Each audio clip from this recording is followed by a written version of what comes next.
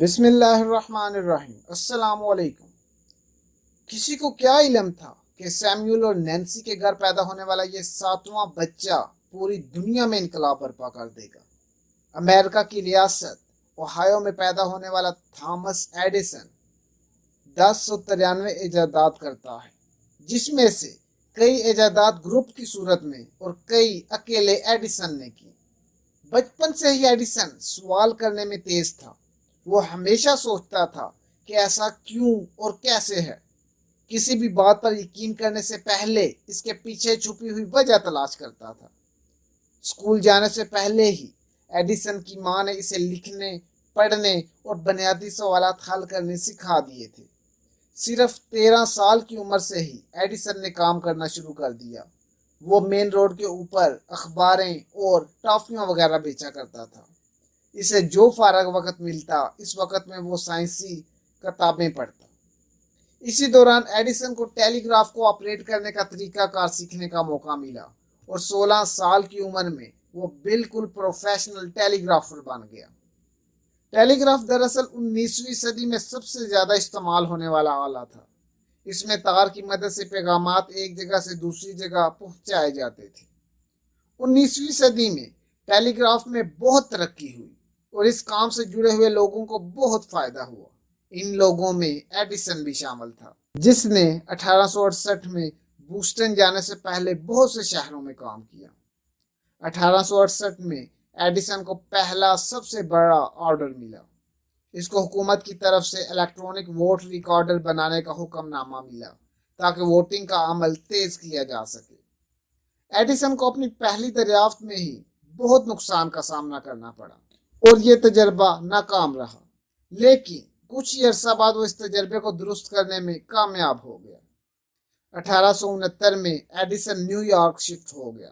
وہاں اس نے ایک بہت بڑی دریافت کی جو کہ یونیورسل اسٹاک پرنٹر کی تیاری تھی۔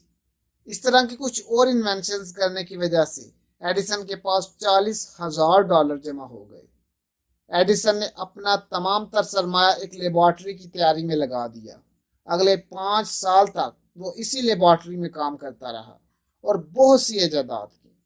اسی دوران ایڈیسن کو اپنی شریک حیات بھی مل گئی اور اس نے شادی شدہ زندگی کا آغاز کر دیا۔ 1876 میں ایڈیسن نے محسوس کیا کہ اس کے لیبارٹری میں آپریٹرز کی کمی ہے اور اسے ایڈوانس کرنے کی ضرورت ہے۔ ایڈیسن نے اپنی یہ والی لیبارٹری بیچ دی اور نیو یارک سے 25 کلومیٹر کے فاصلے پر واقع میلنو پارک میں ایک گاؤں میں جدید ترین سامان سے آراستہ لیبارٹری کا قیام کیا۔ یہ اپنی طرز کی واحد لیبارٹری تھی۔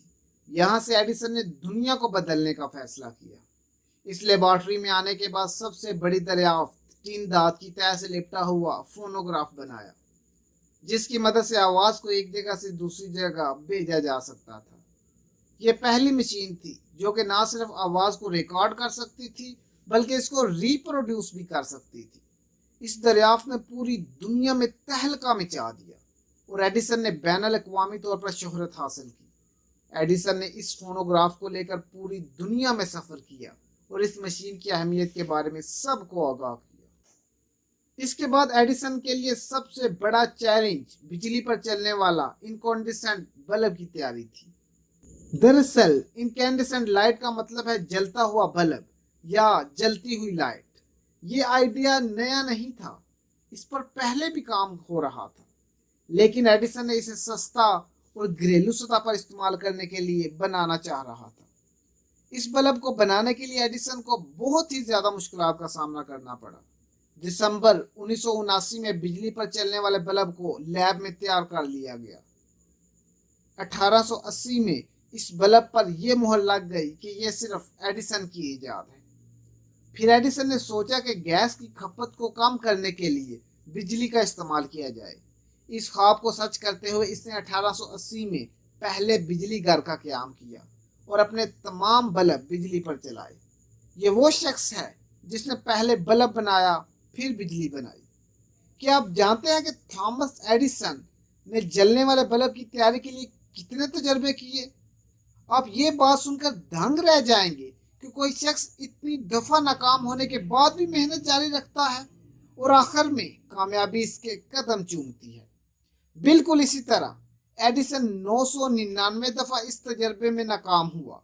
इससे बल्ब के अंदर मौजूद फिलामेंट तैयार नहीं हो रहा था और आखिरकार 1000वीं बार ये मार्का सर हो गया। एडिसन और इसकी टीम ने बल्ब के तकरीबन 3000 डिजाइन टेस्ट किए और बिलाखिर इनमें से एक अप्रूव कर दिया।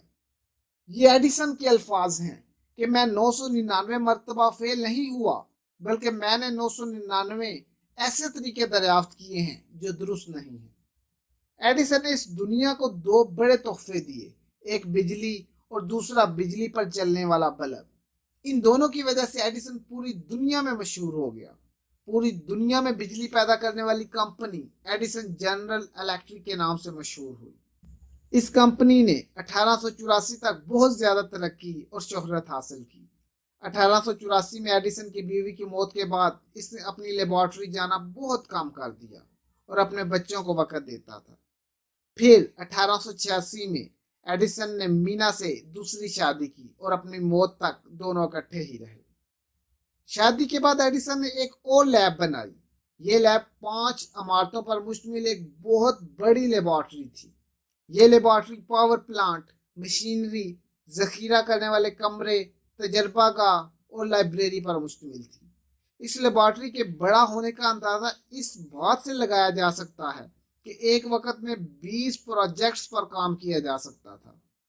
एडिसन ने बिजली कंपनी के तमाम तर शेयर्स बेच दिए और अपना तमाम तर सरमाया कान के लिए फोनोग्राफ और मोशन पिक्चर्स पर लगा दिया। एडिसन का यह तजर्बा कामयाब ना हो सका और इसका तमाम तर सरमाया जाया हो गया। फिर 19वीं सदी के आगाज में एडिसन ने बिजली पर चलने वाली गाड़ियों के लिए अल्कलाइन बैटरी बनाने का मंसूबा शुरू किया।